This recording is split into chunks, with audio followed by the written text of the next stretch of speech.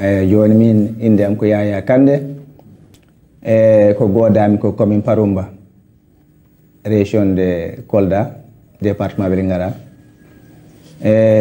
mi iwi ɗo Sénégal ɗo meɗen Sénégal mi yahi l'aventure Tchad ko ɗo no mi jangi métier Dakar ɗo mi jangi métier cuisinier mi jangi ha mi wawi mi immi ɗo noon mi yahi mi yaari noon l'aventure o ko jaami ko noon alhamdoulillahi hayso mi iwino ga o ko probléme ittimmi ga kono kam mi tampani toon to gonnomi ɗo par ce que sa jogui métier a tampata yo ɓe mbi o joni so a janggani sa jogui métier ko hunde wotere nde ɓe mbi hande so a janggani janggo métier ko métier ɓurte e alhamdoulillahi noon mi yahi toon miɗo golla ha Allah waɗi oɗo ñaw ari e ñaw o joni ari ɓe legguranoɓe fof tubakoɓe men gollidannoɓe to parc national Tchad to Zakoma foɓɓe kooti waɓe kooti joni noon neɗɗo jooɗima lebbi 9 mi gollani mi luwi suudu o ko 25 000 mi yiɓanno groupe 5 ujunnaji joyi mi yiɓanno par lewru e jomi jogui cukare ñamoɗe jande ɗinen ñamdu ɗinen ñaw ɗinen bon mi décide no way mi gollani lebbi 9 mi gollani mi tawi joni ko il faut mi waɗa feere mi waɗa débrouillé ha mi yettano ambassade Sénégal par ce que en ngala ambassade Tchad ambassade Sénégal ala Tchad ko consul won toon consul par ce que oyam ɗi Tchad mi andano so oyam ne woodi après mi débrouillé noon min débrouillé min ɓe guuɗami ha Allah min jotti jamena e hoore probléme par ce que min perdino bagage amen e lawol ha min ɗo mi perdi pièce am e pièce cukare am Allah min jotti noon ñame min jiide e ambassade Sénégal o mi yahi waɗe présenté cukare am ɗe pimnaɓe ambassade to ɓe jettodiri ambassade o no welti no feewi noon bo welti noon bo jaarimen noon ko joola par ce que koye Diatta monsieur Diatta koni on sumansi noon mi fillanima noon probléme e fonde men gardi mi ala passe am huuɓi ñamdu ala kalis komin ñama ala e alhamdoulillahi noon neɗɗo kam ballal woodi julɓe Allah e moƴƴi woodi e kala ɗo mbawɗa wonde saɗa moƴƴi a jogo e hawra e moƴƴuɓe Allah amma saɗo kala faabi min seeɗa ko sukaɗe cooda ñamdu en ñaama o wi kam joni noon way kanko on ɓe galano e balɗe men sina oyam ɓe battira men e yimɓe oyam waɗa feere artira men Sénégal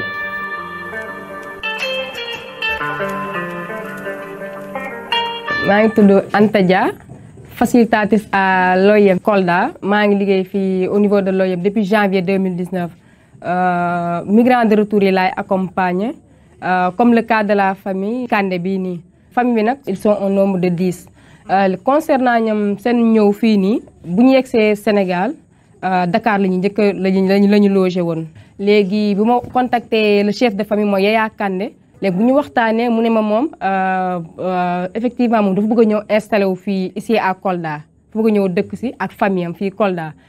si laa ko ne waa tout d'abord il faut que mu ñëw ñu waxtaan ensemble léegi bu ñu waxtaanee mu ne ma dañoo bëgg kii balaa muy ñëw sax la ma ne ñoom dañu bëgg jënd benn terrain ba tabax ko mun fi dëkk ak famille am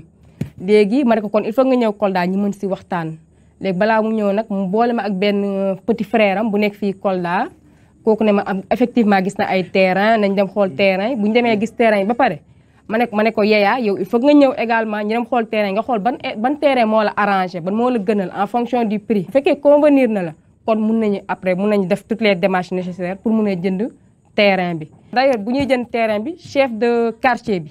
il était témoin avec d'autres personnes également parce que dañu doon bañ les éventuels problèmes parce que comme ñoom en tant que bénéficiaire dañoo bëggoon assurer wu fii nii terrain bu ñuy nekk du ëllëgee beneen problème du leen fa jëlee keneen du ñëw ne leen ah yéen kat terrain fi ngeen tabax fii nii suñu bos la.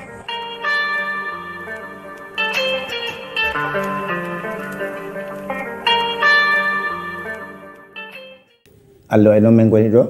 ha mi heɓi terrain oɗo mi yahani famille am o mi addi ɓe dari hen noon oyam dari hen ha honno wiyete kadi ɓeɗo association de état civil ɓe fof ɓe dari pour wallugol men cukaɗe inscription maɓɓe jande anta en kadi dari hen oyam dari pour sukaɓe binde la lumière pour ɓe mbaɗa information eyyi ɗum ɗon kam ko alhamdulillah rabbil alamin min teddiri min kam oyam de Kolda vraiment e oyam de Dakar alhamdulillah minen jetti Allah e maɓɓe minen jaaraɓe no feewi minen jaaraɓe buyuna seeɗa ɓe teddini men hen no feewi noon mbo keccumi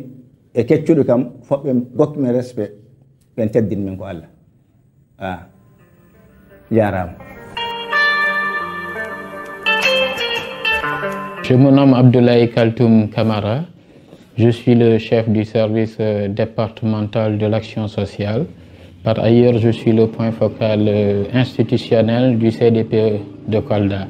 Donc, dans le cadre de nos activités au niveau de l'action sociale, nous avons comme principale mission une mission de protection sociale qui consiste à l'accompagnement des groupes vulnérables. Quand on parle de groupes vulnérables, bien entendu, nous pensons à diverses catégories de populations vulnérables, entre autres les personnes en situation de handicap, les personnes âgées, mais également les femmes veuves, enfants orphelins et autres types de vulnérabilité, par exemple ceux qui sont liés à la mobilité des enfants également et des adultes. C'est dans cette perspective-là que nous avons eu à recevoir dans nos services à peu près le 15 octobre passé, 2021, une famille, une famille en situation de migration. Donc, qui nous est venu du Tchad. Il s'agit de la famille Kandé, que nous avons eu l'insigne honneur à travers l'OIM de recevoir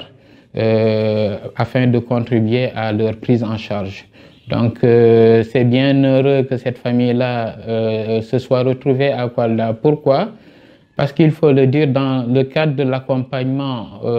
des personnes en situation de vulnérabilité, nous, au niveau de Kolda, de par la protection de l'enfant, nous disposons d'un système de référencement et de contre-référencement, ce que nous avons l'habitude à travers la protection de l'enfant d'appeler le dispositif intégré, qui est en réalité mis en œuvre à travers les activités du comité départemental de protection de l'enfant. Donc, à l'écoute de cette famille-là, il s'est avéré que c'est une famille où il y avait un effectif assez important d'enfants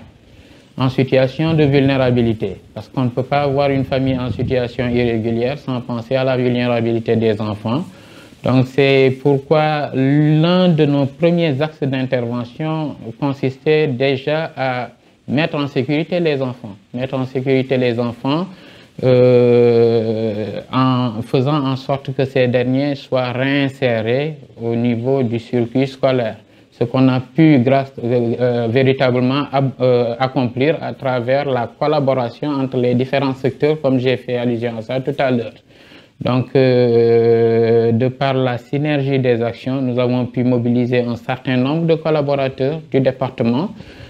comme l'inspection de l'éducation et de la formation, qui a pu mobiliser ses services afin que les différents enfants qui étaient en situation irrégulière soient réinsérés dans le tissu scolaire, ce qui est en train de se faire. Également, à travers des enfants, d'autres services ont été offerts à la famille. Entre autres, nous pouvons citer l'offre en prise en charge médicale à travers véritablement l'enrôlement de toute la famille aujourd'hui dans la couverture maladie universelle à travers les mutuelles de santé communautaires.